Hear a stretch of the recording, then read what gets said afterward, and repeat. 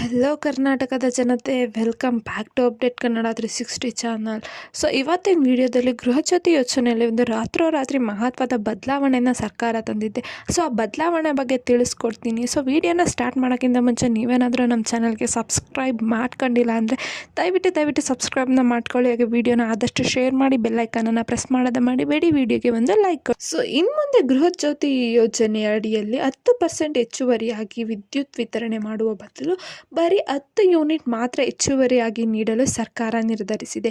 So ರಾಜ್ಯ ಸರ್ಕಾರದ ಮಹತ್ವಾಕಾಂಕ್ಷಿ ಯೋಜನೆಗಳಲ್ಲಿ ಒಂದಾಗಿದ್ದ ಗೃಹಜ್ಯೋತಿ ಯೋಜನೆ ಕಳೆದ 6 ತಿಂಗಳಿಂದ ಲಕ್ಷಾಂತರ ಕುಟುಂಬ ಉಚಿತ ವಿದ್ಯುತ್ತನ್ನು ನೀಡ್ತಿದೆ. ಸೊ ಏನು ಪ್ರತಿ ತಿಂಗಳು ವಿದ್ಯುತ್ ಬಿಲ್ ಪಾವತಿ ಮಾಡಲು ಕಷ್ಟಪಡ್ತಿದ್ದ ಜನರು ಇದೀಗ 200 ಯೂನಿಟ್ಗಿಂತ ಕಡಿಮೆ ವಿದ್ಯುತ್ ಬಳಸಿದ್ರೆ ಉಚಿತವಾಗಿ ವಿದ್ಯುತ್ ಪಡೆದುಕೊಳ್ಳಲು ಸಾಧ್ಯವಾಗಿದೆ. ಸೊ ಸರ್ಕಾರದ ಗೃಹಜ್ಯೋತಿ ಯೋಜನೆಯ ಮೂಲಕ 200 ಯೂನಿಟ್ವರೆಗೂ ವಿದ್ಯುತ್ ಬಳಕೆದಾರರಿಗೆ ಉಚಿತ ವಿದ್ಯುತ್ ಒದಗಿಸಿ ಕೊಡ್ತಾ ಇದೆ ಸರ್ಕಾರ. ಏನು ಈ ಗೃಹಜ್ಯೋತಿ ಯೋಜನೆ ಅಡಿಯಲ್ಲಿ? ಹಾಗಾದ್ರೆ ಏನಪ್ಪ ಇದು ಗೃಹಜ್ಯೋತಿ ಯೋಜನೆಯಲ್ಲಿ ಮಹತ್ವದ ಬದಲಾವಣೆ? ಇತ್ತೀಚೆಗೆ ಸಿದ್ದರಾಮಯ್ಯ ಅವರು ನಡೆಸಿದ ಒಂದು ಸಭೆಯಲ್ಲಿ ಗೃಹಜ್ಯೋತಿ ಯೋಜನೆಗೆ ಸಂಬಂಧಪಟ್ಟ ಹಾಗೆ ಒಂದು ಮಹತ್ವದ ಬದಲಾವಣೆಯನ್ನು ತೀರ್ಮಾನ ಮಾಡಿಕೊಂಡ್ರು. ಸೊ ಹೊಸ ನಿರ್ಧಾರದ ಪ್ರಕಾರ ಇಲ್ಲಿವರೆಗೂ ಹೆಚ್ಚು 10% ಯೂನಿಟ್ಗಳನ್ನು ನೀಡಲಾಗುತ್ತಿತ್ತು.